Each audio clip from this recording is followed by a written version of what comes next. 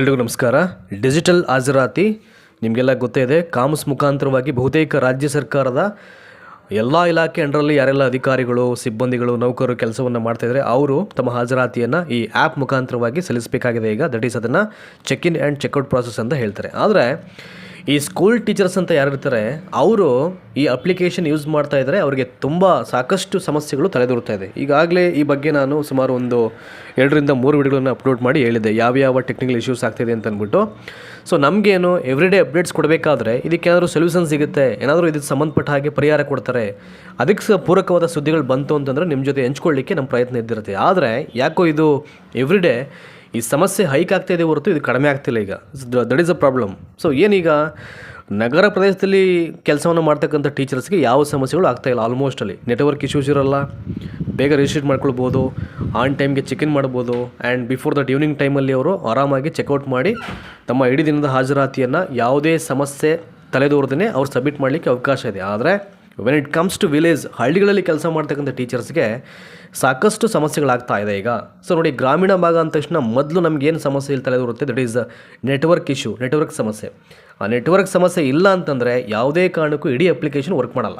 ಆಯಿತಾ, application install ಆಗಿರ್ತಿದೆ of course, ಆದರೆ ಅದು ಯಾವುದೇ ರೀತಿಯ ವರ್ಕನ್ನು ಪ್ರಾಪರಾಗಿ ಮಾಡಲ್ಲ ಅವಾಗ. ಸೊ ಒಂದ್ಸಲ ಏನಾಗುತ್ತೆ, ಒಂದು ಹಾಜರಾತಿ ಹಾಕಲಿಕ್ಕೆ ಸುಮಾರು 8 ರಿಂದ 10 ಸಲ ಪ್ರಯತ್ನ ಮಾಡಬೇಕು. ಇದು ಸಮಸ್ಯೆಗಳಾಗ್ತಿರುವಂಥದ್ದು ಹಳ್ಳಿಗಳಲ್ಲಿ ಕೆಲಸ ಮಾಡ್ತಕ್ಕಂಥ ಟೀಚರ್ಸಿಗೆ. ಆಮೇಲೆ ಇನ್ನೊಂದು photo mismatch, it's a big issue ಆಗಿರುವಂಥದ್ದು. ಈಗ ಅವರು ಫಸ್ಟು ರಿಜಿಸ್ಟ್ರೇಷನ್ ಮಾಡ್ಕೊಳ್ಳುವಾಗ ಯಾವ ರೀತಿ ಇರ್ತಕ್ಕಂಥ ಮುಖಭಾವ ಇರ್ತಕ್ಕಂಥ ಒಂದು ಫೋಟೋವನ್ನು ಕ್ಲಿಕ್ ಮಾಡಿರ್ತಾರೆ, ಅಟ್ ದ ಸೇಮ್ ಟೈಮ್ ಅದೇ ಥರದ್ದು ಅವರು ಕ್ಯಾರಿ ಮಾಡಿ ಅದನ್ನು ಮತ್ತೆ ಅಗೇನ್ ಬೇರೆ ಪ್ರಾಸೆಸಲ್ಲೂ ಕೂಡ ಅದೇನು ಮಾಡಬೇಕು, ಅದೇ ಥರದ್ದು ಕ್ಲಿಕ್ ಮಾಡಬೇಕು ಅವರು. ಎರಡೂ ಪ್ರೋಗ್ರೆಸ್ಗೂ ಇದನ್ನು ಚೆಕ್ ಇನ್ ಆ್ಯಂಡ್ ಚೆಕ್ಔಟ್ಗೆ ಇದು ಸಮಸ್ಯೆ. ಈ ಸೆಕೆಂಡ್ ಟರ್ಮಲ್ಲಿ ಏನಾಗುತ್ತೆ, ಅದೇ ಫೋಟೋವನ್ನು ಕ್ಲಿಕ್ ಮಾಡಬೇಕು ಅದೇ ರೀತಿಲಿ ಅಂತಂದಾಗ ಒಂದಷ್ಟು ಸಮಸ್ಯೆಗಳಾಗ್ಬೋದು. ಧೂಳಿರ್ಬೋದು, ಬ್ಯಾಕ್ಗ್ರೌಂಡಲ್ಲಿ ನೆರಳಿರ್ಬೋದು, ಅಥವಾ ಇನ್ನೇನೋ ಸಮಸ್ಯೆಗಳಾಗ್ಬೋದು. ಕುಂಕುಮ, ಕೆಲವೊಂದು ವಿಭೂತಿಯನ್ನು ಹಾಕಿರ್ತಕ್ಕಂಥವ್ರು ಇದ್ದೇ ಇರ್ತದೆ.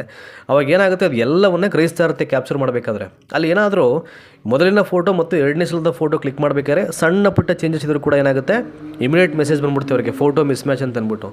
ಇದು ಸಮಸ್ಯೆ ಆಗ್ತಿರುವಂಥದ್ದು. ಹಾಗಾಗಿ ತುಂಬ ಜನ ಏನು ಮಾಡ್ತಾಯಿದ್ದಾರೆ, ಈಗ ದಯಮಾಡಿ ನಮಗೆ ಈ ಹಳ್ಳಿಗಳಲ್ಲಿ ಕೆಲಸ ಮಾಡ್ತಕ್ಕಂಥ ನಮಗೆ ಈ ಬಯೋಮೆಟ್ರಿಕ್ ವ್ಯವಸ್ಥೆಯನ್ನು ಮಾಡಿಬಿಡಿ.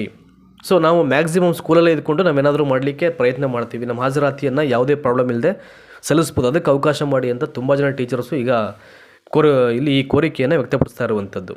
ಆಯಿತಾ, ಹಾಗಾಗಿ ಇನ್ನೊಂದು ಈಗ ಎಲ್ಲರೂ ಏನು ಮಾಡ್ತಿದ್ದಾರೆ ಅಂತಂದರೆ ಈ ಆಧಾರ್ ಕಾರ್ಡ್ ತಿದ್ದುಪಡಿ ಎತ್ತ ಚಿತ್ತ ಅಂತ. ಏನದು ಹಂಗಂದರೆ ಈ ಲೊಕೇಶನ್ ಆಗಿರ್ಬೋದು, ಫೇಸ್ ಆಧಾರಿತ ಹಾಜರಾತಿ ವ್ಯವಸ್ಥೆಗೆ ಈಗೇನಾಗಿದೆ, ಈಗ ಆಧಾರ್ ಕಾರ್ಡ್ ಜೊತೆಗೆ HRMS ಅಲ್ಲಿನ ಹೆಸರು ಅಲ್ಪ ಸ್ವಲ್ಪ ಬದಲಾಗಿದ್ರೂ ಕೂಡ ಸಮಸ್ಯೆ ಆಗುತ್ತೆ. ನಿಮಗೆಲ್ಲ ಗೊತ್ತಿರೋಲ್ಲ ಅಲ್ವಾ, ಎರಡೂ ಕರೆಕ್ಟಾಗಿರಬೇಕು, Aadhaar card and HRMS names. ಅದರಲ್ಲಿ ಒಂಚೂರು ಪ್ರಾಬ್ಲಮ್ ಆದರೂ ಕೂಡ ಏನಾಗುತ್ತೆ, ಕೆಲವೊಂದು ಅಪ್ಲಿಕೇಶನ್ ನಿಮಗೆ ಸಪೋರ್ಟೇ ಮಾಡಲ್ಲ. ಆವಾಗ ಎಲ್ಲೋ ಏನೋ ಟೆಕ್ನಿಕಲ್ ಇಶ್ಯೂ ಆಯಿತು ಅಂತಂದರೆ ಇಡೀ ಅಪ್ಲಿಕೇಶನಲ್ಲಿ ನೀವೇನು ಪ್ರಾಸೆಸ್ ಮಾಡಬೇಕು ಅದನ್ನು 100% ಪ್ರಾಸೆಸ್ ಮಾಡೋಕ್ಕೆ ಆಗಲ್ಲ.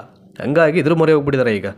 ಸೊ ಹೀಗಾಗಿ ಹಲವು ಶಿಕ್ಷಕರು ಏನು ಮಾಡಿದ್ದಾರೆ, ಈಗ HRMS ಅನ್ನು ಅಲ್ಲಿ ಏನು ನೇಮ್ ಇರುತ್ತೆ ಸೊ ಅದೇ ರೀತಿ ನೇಮನ್ನು ಬದಲಾಯಿಸ್ಕೊಳ್ಳಿಕ್ಕೆ ಈಗ ಮುಂದಾಗಿದ್ದಾರೆ. ಈಗ ಆಧಾರ್ ಕಾರ್ಡಲ್ಲಿ ಅದನ್ನು ಚೇಂಜಸ್ ಮಾಡಲಿಕ್ಕೆ, ಏಕೆಂದರೆ ಅವರ ಇಡೀ ಎಲ್ಲ ವಿವರಗಳು HRMS ಮುಖಾಂತರವಾಗಿ ಪ್ರಾಸೆಸ್ ನಡೀತಾ ಇರ್ತಿದೆ. ಹಾಗಾಗಿ ಅಲ್ಲಿ ಹೇಗಿದೆಯೋ ಅದೇ ಥರ ಆಧಾರ್ ಕಾರ್ಡನ್ನು ತಿದ್ದುಪಡಿ ಮಾಡಲಿಕ್ಕೆ ಕೆಲವು ಜನ ಪಾಪ ಈಗ ಅದ್ರ ಕಡೆ ಈಗ ಮುಖ ಮಾಡಿದ್ದಾರೆ. ನೋಡಬೇಕು ಇದೆಲ್ಲವೂ ಕೂಡ ಯಾವ ರೀತಿಯಾಗಿ ವರ್ಕ್ ಆಗುತ್ತೆ ಅಂತ ಅಂದ್ಬಿಟ್ಟು.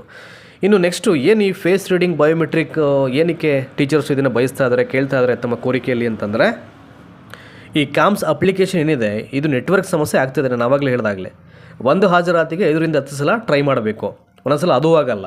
ಅವು ಆಗದಿದ್ರೆ ಏನಾಗುತ್ತೆ, ಇಡೀ ದಿನ ಪಾಪ ಸ್ಕೂಲಿಗೆ ಬಂದರೂ ಕೂಡ ರಜಾ ಅಂತ ಅದು ಆಟೋಮೆಟಿಕ್ ತೊಗೊಳ್ಬಿಡುತ್ತೆ. ಅದು ಇನ್ನೂ ದೊಡ್ಡ ಸಮಸ್ಯೆ ಅದು. ಸೊ ಇಂಥ ಸಮಸ್ಯೆಗಳಿದ್ದಾಗ ಟೀಚರ್ಸು ಮಕ್ಕಳಿಗೇನಾದರೂ ಹೊಸ ರೀತಿಯಾಗಿ ಏನಾದರೂ ಕಲಿಸ್ಬೇಕು ಅಂತಕ್ಕಂಥ ಮೈಂಡ್ಸೆಟ್ ಇಟ್ಕೊಂಡು ಫ್ರೆಶ್ ಆಗಿ ಬಂದಂಥ ಟೀಚರ್ಸ್ಗೆ ಇವೆಲ್ಲವೂ ಸಮಸ್ಯೆ ಆದರೆ ಡೆಫಿನೆಟಾಗಿ ಅವ್ರ ಮೈಂಡ್ ಏನಾಗುತ್ತೆ, ಡೈವರ್ಟ್ ಆಗೇ ಆಗುತ್ತೆ. ಅವಾಗ ಏನು ಮಾಡಬೇಕು ಅದನ್ನು ಮಾಡದೆ ಇದ್ರ ಬಗ್ಗೆ ನೀವು ತಲೆ ಕೆಡಿಸ್ಕೊಂಡು ಕೂತ್ಕೊಳ್ಬೇಕಾಗತ್ತೆ ಅಲ್ವಾ. ಈಗ ಇಡೀ ದಿನ ಒಂದು ದಿನಕ್ಕೆ ಅವರು ಈಗ ಒಂದು ಮಂತಲ್ಲಿ ಎಷ್ಟು ಸಂಬಳ ಅಂತಂದರೆ ಒಂದು ದಿನಕ್ಕೆ ಕ್ಯಾಲ್ಕುಲೇಟ್ ಮಾಡಿದ್ರೆ ಇಷ್ಟು ಅಮೌಂಟ್ ಅಂತ ಇರ್ತಿದೆ ಈಗ. ಸೊ ಪರ್ ಡೇ ಅವ್ರು ಬಂದು ವರ್ಕ್ ಮಾಡೋಕ್ಕಂಥ ಟೈಮಲ್ಲಿ ಈ ಥರದ ಇಶ್ಯೂಸ್ ಕ್ರಿಯೇಟ್ ಆಗಿಬಿಟ್ರೆ ಏನಾಗುತ್ತೆ, ಇಡೀ ದಿನ ವ್ಯರ್ಥ ಆಗಿಬಿಡುತ್ತೆ ಅವರು. ಸೊ ಲಾಸ್ ಆಫ್ ದ ಡೇಯಲ್ಲಿ ಕೆಲಸ ಮಾಡ್ತಕ್ಕಂಥ ಒಂದು ಸನ್ನಿವೇಶ ಎದುರಾಗ್ಬಿಡುತ್ತೆ. ಹಾಗಾಗಿ ಇದೆಲ್ಲವೂ ಸಮಸ್ಯೆ ಆಗ್ತಾಯಿದೆ. ಅದಕ್ಕೆ ಅವರೆಲ್ಲ ಏನು ಕೋರಿಕೆ ವ್ಯಕ್ತಪಡಿಸ್ತಾ ಇದ್ದಾರೆ ಅಂತಂದರೆ ಇಲ್ಲಿ, ಸೊ ಫೋಟೋ ಅಂತಕ್ಕಂಥದ್ದು ಸರಿಯಾಗಿ ಬರ್ತಾ ಇದೆ ಎಂದು, ಅಂದರೆ ಫೋಟೋ ಮಿಸ್ ಮ್ಯಾಚ್ ನಾನು ಮಾತಾಡ್ತಿರುವಂಥದ್ದು, ಅಲ್ಲಿ ಸಮಸ್ಯೆಗಳಾದರೆ ನಾವೇನು ಮಾಡಬೇಕು, ಮಾಡಲಿಕ್ಕೆ ಸಾಧ್ಯ ಆಗ್ತಿಲ್ಲ ಅಂತ ಹೇಳ್ತಿದ್ದಾರೆ. ಹಾಗಾಗಿ ಸ್ಕೂಲಲ್ಲೇ ಏನು ಮಾಡಿ, ಫೇಸ್ ರೀಡಿಂಗ್ ಬಯೋಮೆಟ್ರಿಕ್ಕನ್ನು ನಮಗೆ ಅಳವಡಿಸ್ಕೊಳ್ಬೇಕು. ಅದು ಮಾಡಿದ್ರೆ ಮಾತ್ರ ನಮಗೆ ಸೂಕ್ತ ಆಗುತ್ತೆ.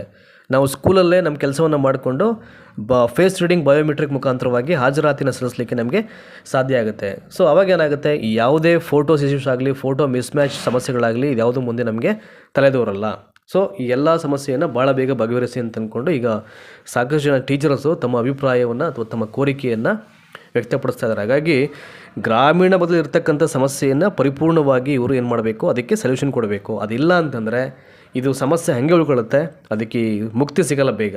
ಇದು ಇನ್ನೂ ರೈಸ್ ಆಗ್ತಾ ಇರುತ್ತೆ, ಅದು ಜಾಸ್ತಿ ಆಗ್ತಾ ಇರ್ತದೆ. ಹಾಗಾಗಿ ಸಂಬಂಧಪಟ್ಟ ಅಧಿಕಾರಿಗಳಾಗಿರ್ಬೋದು ಅಥವಾ ಅವರು ಯಾರಿಗೆ ಇದನ್ನು ರಿಕ್ವೆಷನ್ ಕಳಿಸ್ಬೇಕು, ಯಾರಿಂದ ಏನು ಮಾಡಿಸ್ಬೇಕು, ಇವೆಲ್ಲವನ್ನು ಬೇಗ ಬೇಗ ಕ್ಲಿಯರ್ ಮಾಡಿದ್ರೆ ಸಮಯ ಎಲ್ಲೋ ಒಂದು ಕಡೆ ಈ ಆ್ಯಪನ್ನು ಡೆವಲಪ್ ಮಾಡೋದಕ್ಕೂ ಒಂದು ಸಾರ್ಥಕ ಆಗುತ್ತೆ. ಇಲ್ಲ ಅಂತಂದರೆ ಯಾವ ಸಾರ್ಥಕತೆಗೂ ಇದು ಅರ್ಥ ಇರಲ್ಲ.